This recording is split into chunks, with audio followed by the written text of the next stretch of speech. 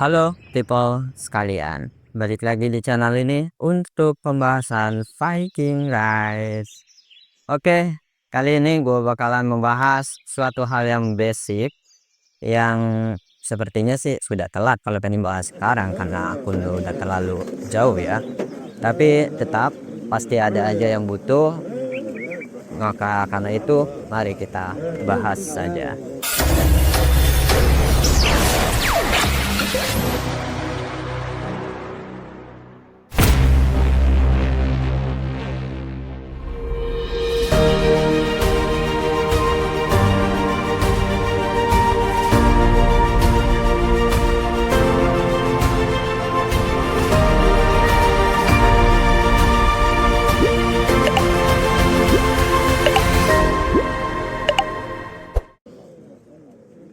Jadi yang bakalan gue bahas kali ini hal basic banget dan ini pasti terjadi apalagi buat kalian yang baru main game ini.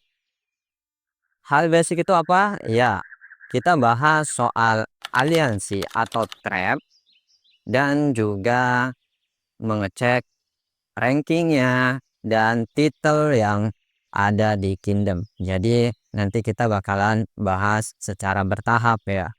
Dan pertama, mari kita bahas soal trap atau bisa kita bilang suku, aliansi, klan, apapun lah yang kalian lebih pahami namanya apa, tapi di game ini disebutnya trap seperti itu. Dan awal-awal untuk kalian pengen tahu di mana ngecek ranknya, kalian bisa ke avatar kalian atau gambar profil.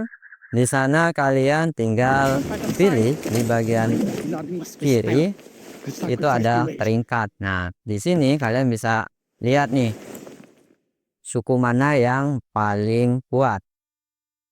Jadi kalian tinggal pilih yang ini, like trap. Nah, di sini kalian bakalan lihat trap yang terkuat siapa disusul sampai bawah. Jadi yang biasa disebut oleh para pemain dengan top 3 trap yang ada di Kingdom itu mengacu kepada ini. Jadi buat kalian yang baru main game udah nggak bingung lagi ya untuk cari trap yang kalian inginkan untuk dimasuki. Dan tentunya trap yang bisa di kalian masuki itu hanya trap yang ada di Kingdom kalian. Jadi jangan sampai kalian malah ngechat di bagian kayak saluran Indonesia ini atau di saluran yang lain dengan dalih kayak ingin ikut trapnya atau klannya. Ya selama kalian bukan di Kingdom yang sama, ya kalian nggak bisa masuk ke trapnya mereka. Dan untuk tahu dari mana, ya kalian tinggal lihat di sini ada angka setelah pagar 138 contoh ya yang ini. Itu maksudnya ada di Kingdom 138. Jadi buat kalian yang baru main, ya nggak mungkin dong kalian langsung migrasi sejauh itu sampai ke server 138. Jadi mau gabung trapnya gimana ya nggak bisa kecuali kalian pakai item yang pertama kali ada yaitu newbie relocator, itu baru bisa kalian tanpa adanya event etc yang menghalangi kalian bisa langsung gabung, tapi konsekuensi ditanggung sendiri seperti itu ya. Terus juga apa sih keuntungan yang kalian dapatkan ketika kalian masuk di trap kuat atau bisa dibilang top 1 atau top 3. Jadi dari 1 sampai 3 itu biasanya disebut top 3 yang dimana kalian layak untuk join ke semuanya. Tapi tetap top 1 itu yang lebih utama. Dan keuntungan ketika kalian ada di trap yang kuat itu sudah jelas kita bisa lihat di bagian trap sini ya. Hal yang pertama itu yang pasti ada di hadiahnya. Jadi di hadiahnya ini, kalau yang trap kuat itu untuk meningkatkan level ini itu lebih cepat. Dan juga peluang untuk dapat peti trap yang hadiahnya legendary itu lebih tinggi. Karena peti ini bergantung dengan level dari hadiah sendiri. Jadi semakin tinggi levelnya, peluang untuk dapat yang peti legendary juga tinggi. Di sini bisa kita lihat ya. penjelasan lengkapnya. Lalu di sini ada peti common, berarti di sini itu lebih ke kayak hasil buruan dari Niflung etc. Terus juga yang uncommon ini berarti hasil dari top up-nya anggota trap kalian. Dan otomatis yang kita cari di sini adalah pasti yang golden chest kayak gini ya. Golden chest seperti inilah yang kita cari. Makanya itu penting untuk kalian berada di trap yang kuat, dan utamanya di kingdom yang kuat juga sih. Jadi ketika migrasi jangan lupa, ketika kalian menganggap kingdom kalian itu lemah atau tidak sejalan dengan alur permainan kalian, ya udah migrasi aja, jadi nggak usah ambil repot. Nah, terus yang terakhir ini adalah material forward, itu adalah yang kalian bisa beli setelah kita mendapatkan poin tertentu dari top up. Tempatnya di mana? Itu ada di sini, material forward. Jadi kalian bisa ketika kalian sudah men-top up, kalian bakalan mendapatkan poin ini. Nah, ini dapat dari paketan top up. Nah, di situ kalian tinggal pilih mau yang mana. Dan usahakan jangan di bagian pembangunan, utamanya buat kalian yang nanti sudah di T6 bukan T6 ya. Lebih ke kayak kalian yang sudah menyelesaikan T6, itu otomatis kalian sudah nggak butuh lagi nih item yang terakhir. Nah, dari peti itu makanya lebih baik kalian ubah ke peti yang lain, jangan dibeli ke material pembangunan. Oke, sudah. Terus yang perlu kita bahas lagi, keuntungannya ada di teknologi. Jelas teknologi bagi tribe yang kuat itu perkembangannya sangat tinggi ya. Jadi kemungkinan riset-riset dari tribe ini juga sudah maksimal semua. Seperti itu adalah kelebihan kalian yang ada di tribe gua intinya. Dan hadiah dari warehouse juga setiap minggunya atau gajian tiap minggunya juga besar. Jadi kalian tidak perlu takut kekurangan hadiah apapun. Nah, ini adalah hal-hal yang kalian dapat dari trap yang kuat. Mungkin minusnya adalah ketika kalian di trap kuat tapi power kalian atau kekuatan kalian tidak menyeimbangi dengan pemain yang ada di trap kalian juga gitu.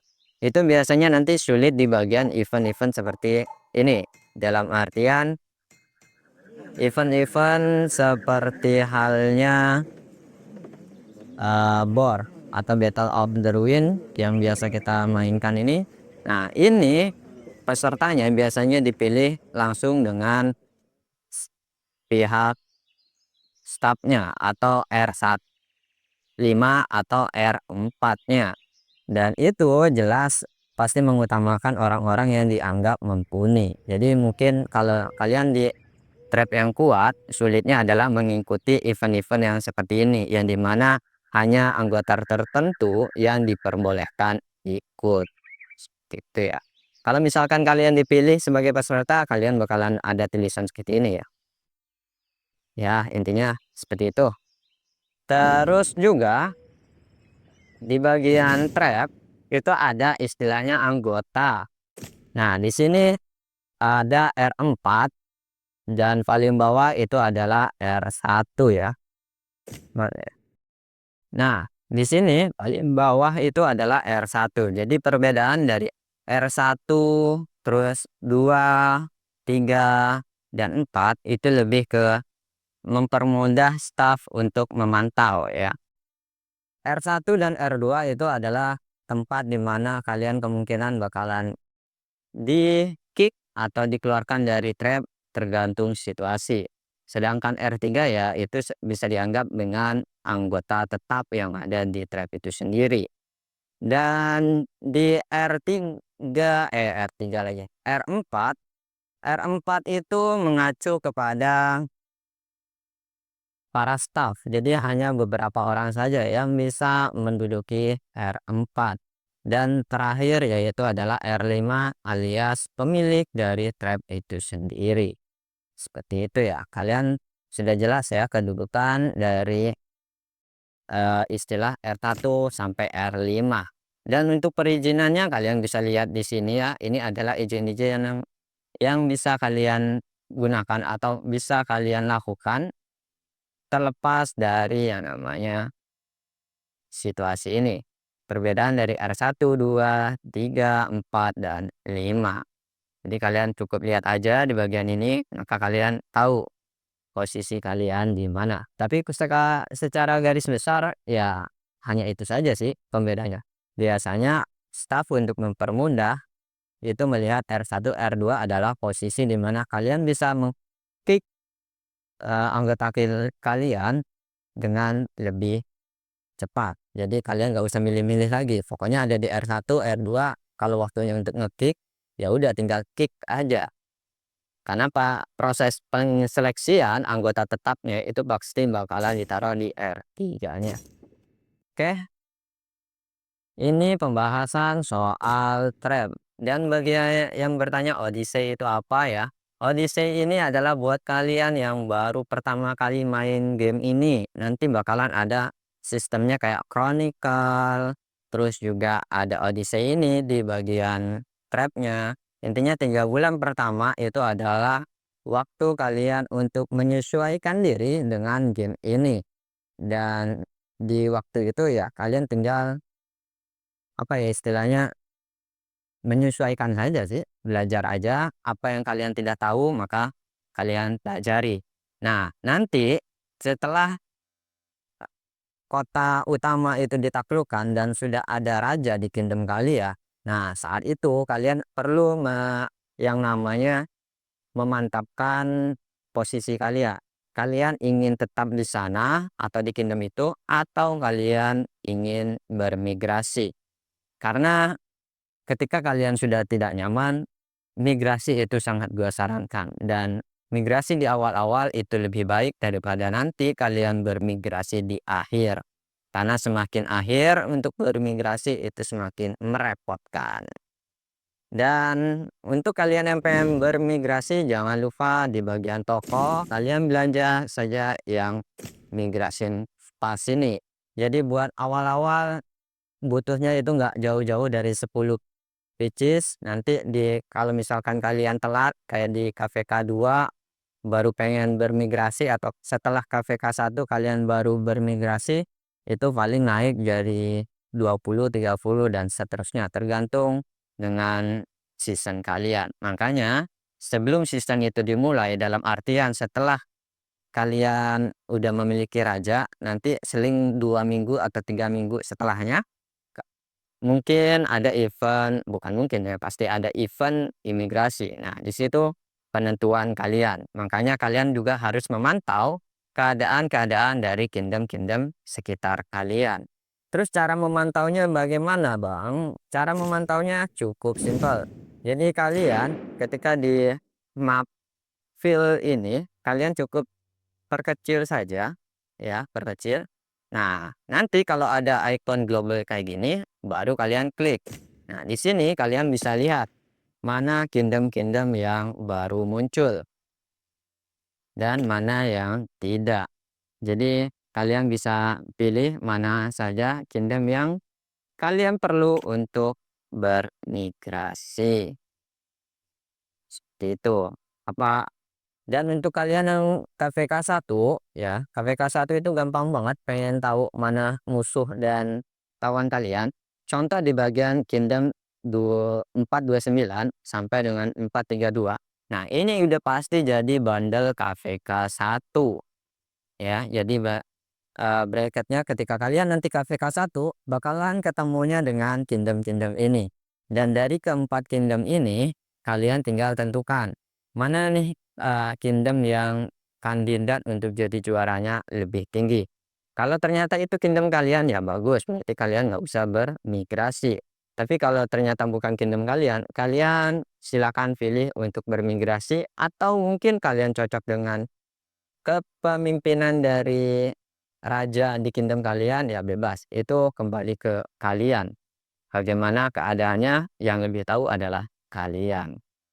Oke, kita langsung ke bagian kota utamanya. Ini adalah kota utama yang menjadi eh, tujuan akhir di masa tutorial.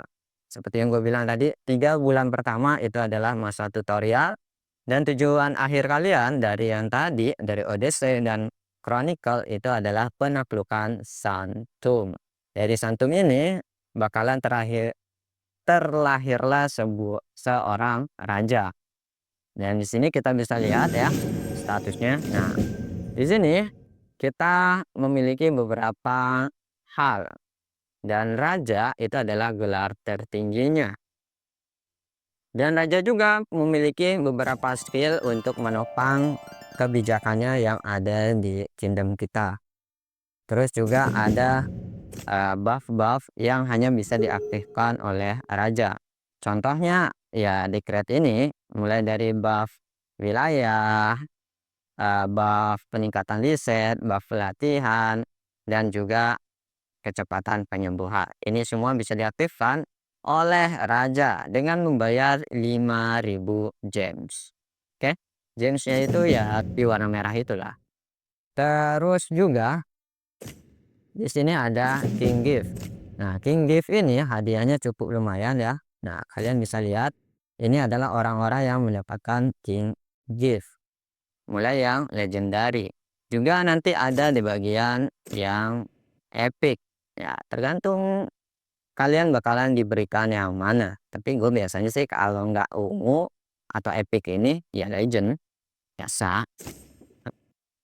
Kita kan begitu-gitu aja. Ya, intinya hadiah ini adalah hadiah yang kalian butuhkan atau kalian diberikan sebagai tunjangan kalian setiap 1 bulan sekali.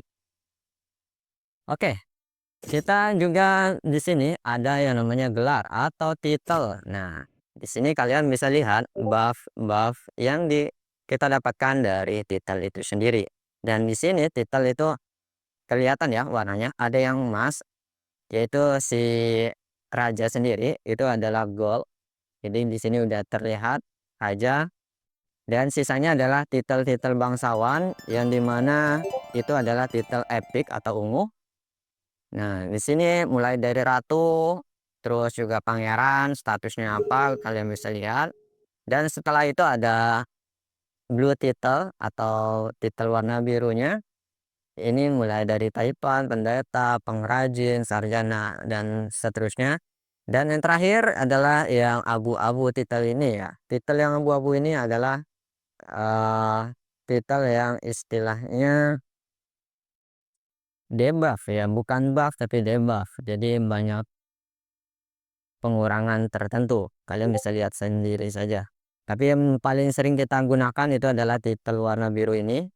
Entah untuk peningkatan buff bangunan, reset, atau ya cuman itu aja sih, buff bangunan atau reset paling sering. Karena untuk yang pelatihan itu masuk ke titel warna ungu. Dan yang bisa memberikan titel warna ungu itu hanya raja. Jadi singkatnya, raja bisa memberikan titel yang ada di bawahnya. Berarti kalau dia raja, titelnya gold, berarti dia bisa mengangkat yang epic atau yang blue, bebas. Tapi kalau yang ungu ini, yang setara, ini nggak bisa mengangkat sesamanya. Jadi ratu tidak bisa mengangkat bangsawan, seperti itu ya. Tapi dia bisa memberikan titel kepada yang biru ini. Jadi singkatnya, titel itu semakin tinggi titelnya dia bisa mencopot atau memberikan titel tersebut kepada orang lain, seperti itu. Tapi kalau misalkan yang titelnya lebih rendah itu tidak bisa mengganggu-gugat titel yang lebih tinggi. Jadi yang bisa mengganggu-gugat ke titel yang lebih rendah untuk mencopot atau memberikan titel itu hanya dia memiliki titel lebih tinggi. Dan rincian buffnya kalian bisa cek sendiri. Nah, seperti itu. Jadi ini adalah semua basic yang perlu kalian ketahui mengenai kingdom. Jadi di kingdom itu pada akhirnya kalian bakalan memiliki seorang raja, dan raja itu yang berhak mengatur kingdom kalian atau server kalian. Setelah itu barulah kalian akan memasuki perang yang namanya kingdom versus kingdom. Jadi saatnya kalian berperang dengan kerajaan yang lain dari server yang lain. Oke, itu aja penjelasannya. Terima kasih sudah mendengarkan sampai detik ini. Dan buat yang kalian baru main, tetap semangat. Namanya baru main, itu semuanya alurnya lambat. Nggak ada yang langsung cepat. Kalau pengen cepat, ya silahkan top up. Bukan menggerutu atau mengeluh ke development untuk diberikan hal-hal yang gratis, bonus, dan semuanya. Ibarat kita pedagang, kamu tidak ada kontribusinya kepada dagangan saya, apa yang akan saya berikan ke kalian? Ya nggak ada. Jadi gitu. Orang yang dapat privilege dari pedagang ya jelas orang yang menghabiskan uang di dagangannya. Makanya kalau kalian pengen dapat privilege dari IGG atau development, ya kalian harus berkontribusi. Dalam artian ya perbanyak top up. Oke, terima kasih. Salam Viking dan bye.